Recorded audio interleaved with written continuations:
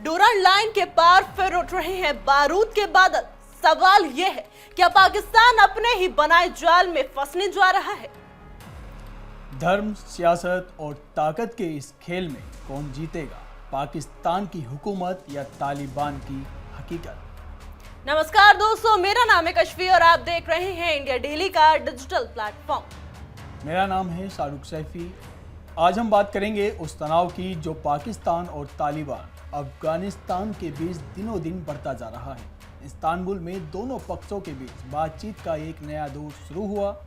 कहा जा रहा है कि इन वार्ताओं का मकसद पिछले एक महीने से जारी हिंसक झड़पों को रोकना है, लेकिन हालात कुछ और ही कहानी बयां कर रहे हैं, क्योंकि दोनों ही एक दूसरे पर संघर्ष विराम यानी सीज फायर तोड़ने का आरोप लगा रहे हैं। डूरन लाइन यानी पाकिस्तान और अफगानिस्तान की विवादित सीमा पर युद्ध के बादल मंडरा रहे हैं। सवाल यह है कि अगर वाकई कोई जंग छिड़ती है तो क्या पाकिस्तान को इससे कोई फायदा होगा? देखा जाए तो सैन्य ताकत के लिहाज से पाकिस्तान तालिबान शासन से कहीं ज्यादा मजबूत है। इसलिए पाकिस्तान को ये लग सकता है कि इस युद्ध ने उसे बहुत कुछ हासिल हो गया है, लेकिन हकीकत यह है कि तालिबान के साथ लंबा चला युद्ध पाकिस्तान को वो नतीजे नहीं देगा जिसकी उसे उम्मीद है। पाकिस्तान के सामने सबसे बड़ी चुनौती है इस जंग को वैधता देना, यानी इस जनता और धार्मिक तबकों को नजरों में सही ठहराना।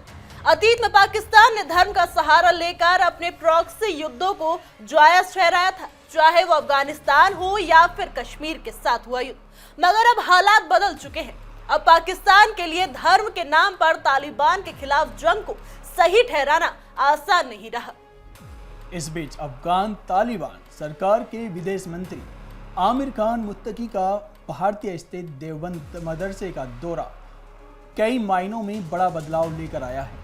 देवबंद मदरसा, जो दक्षिणी एशिया के मुसलमानों के लिए धार्मिक मार्गदर्शन का अहम केंद्र माना जाता है, वहां मुत्तकी की मौजूदगी ने तालिबान को एक नया आत्मविश्वास दिया है। अब तालिबान दावा कर रहा है कि वह देवबंदी विचारधारा का असली वारिस है और उसी को असली धार्मिक वैधता प्राप्त है।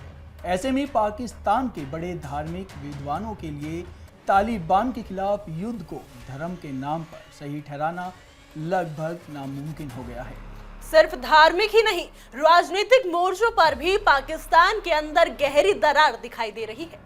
पाकिस्तान के कई प्रमुख नेता, राष्ट्रवादी दल, धार्मिक संगठनों से लेकर मुख्य धारा की राजनीतिक पार्टियों तक, इन सब में कई ऐसे हैं जो अफगानिस्तान के खिलाफ युद्ध का खुलकर विरोध कर रहे हैं। पाकिस्तान तहरीक इंसाफ यानी पीटीआई, अवामी नेशनल पार्टी यानी एएनपी और पख्तूनवा मिली आवामी पार्टी जैसे दल इस युद्ध को पाकिस्तान के लिए विनाशकारी बता रहे हैं। यही नहीं, पाकिस्तान के खैबर पख्तूनख्वा प्रांत में भी हालात तनावपूर्ण हैं। ये वही इलाका है जो अफगानिस्तान से सटा हुआ है। यहाँ कई सत्तारूढ़ पार्टी यानी पीटीआई केंद्र की शहबाज शरीफ सरकार और सेना से आतंकवाद रोधी अभियानों को लेकर खुलकर भिड़ी हुई है। ऐसे में जब घरेलू सियासत ही इतनी बटी हुई है तो किसी बाहरी युद्ध के लिए एकजुट होना पाकिस्तान के लिए बेहद मुश्किल हो गया है।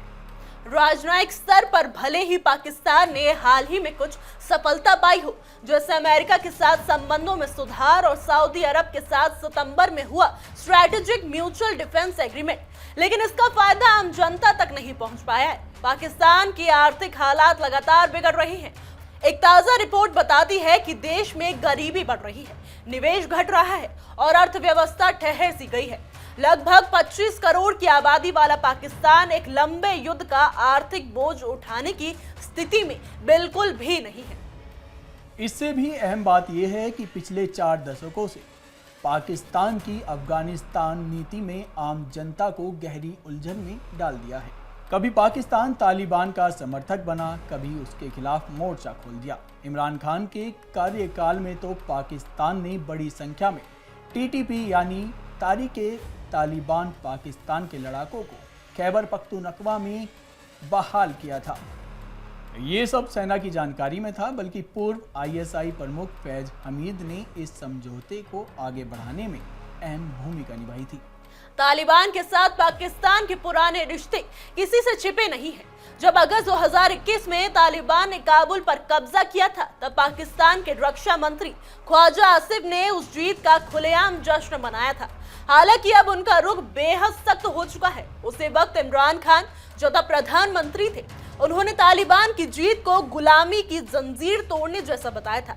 यानी जिस ताकत को कभी पाकिस्तान ने अपने रणनीतिक हितों के लिए समर्थन दिया, आज उसी के खिलाफ उसे युद्ध की तैयारी करनी पड़ रही है।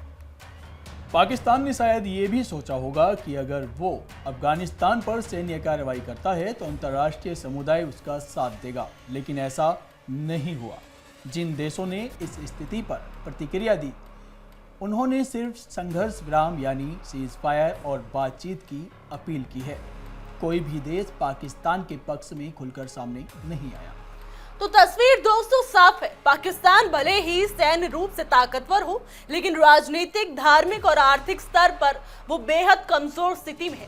तालिबान के साथ युद्ध पाकिस्तान के लिए किसी भी मायने में फायदे का सौदा नहीं होगा। उल्टा ये युद्ध उसकी घरेलू अस्थिरता को और ज्यादा बढ़ा सकता है। जनता पहले ही महंगाई, बेरोजगारी और असुरक्षा की मार झेल रही है। ऐसे में अगर युद्ध की आग भड़कती है तो उसका सबसे बड़ा खामियाजा आम पाकिस्तानी नागरिकों को भुगतना पड़ेगा। देश के भीतर पहले से मौजूद असंतोष और राजनीतिक बिखराव और गहराएगा। पाकिस्तान के सीमावर्ती इलाकों में मानवीय संकट की स्थिति पैदा हो सकती है, जिससे शरणार्थियों पर एक नया संकट भी खड़ा हो सकता है। इस्तांबुल में जारी ये बातचीत शायद आखिरी कोशिश है दोनों देशों के बीच तनाव कम करने की। अगर ये वार्ता असफल होती है तो इसका मतलब होगा कि डूरंड लाइन पर एक और संघर्ष की शुरुआत। ये सीमा पहले से ही दशकों से विवादों का केंद्र रही है और अगर गोलियों की आवाज़ वहां गूंजने लगी तो उसका असर केवल दोनों देशों तक सीमित नहीं रहेगा, बल्कि पूरे क्षेत्र की शांति पर पड़ेगा। पाकिस्तान के लिए यह युद्ध एक ऐसे दरवाजे को खोल सकता है जिसे बंद करना फिर बहुत मुश्किल होगा, और अफगानिस्तान जो पहले से ही आर्थिक और राजनीतिक अस्थिरता से जूझ रहा है, वो भी इस आग में झुलस सकता है। अब देखना यह होगा कि क्या पाकिस्तान और तालिबान अपने मतभेदों को बातचीत से सुलझा पाएंगे या फिर ये तनाव एक नए युद्ध की राह खोलेगा। अगर दोनों देश विवेक और समझदारी दिखाएंगे तो शायद एक बार फिर से दक्षिण एशिया में अमन कायम हो सकेगा। लेकिन अगर भावनाएं, राजनीतिक हित और धार्मिक दावे हावी हो गए तो आने वाले महीनों में ये इलाका एक नए संघर्ष का गवाह बन सकता है। ये सिर्फ पाकिस्तान और अफगानिस्तान का नहीं, बल्कि पूरे दक्षिण एशिया के भविष्य का सवाल है। अमन या फिर जंग, अब फैसला इन्हीं दो मुल्कों के हाथों में है। फिलहाल दुनिया की निगाहें इस्तांबुल की इस बातचीत पर टिकी हैं। उम्मीद यही है कि दोनों पक्ष समझदारी दिखाएं और जंग की बजाय अमन की राह चुनें, क्योंकि इस समय दक्षिण एशिया को सबसे ज्यादा जरूरत है स्थिरता, शांति और अच्छी आर्थिक स्थिति की, ना कि एक और युद्ध की जो पीढ़ियों को प्रभावित कर दे। आने वाले दिनों में यह देखना होगा कि पाकिस्तान अपनी नीतियों में बदलाव लाता है या फिर वही पुराना रास्ता अपनाता है जिसने उसे बार बार संकट में डाला है।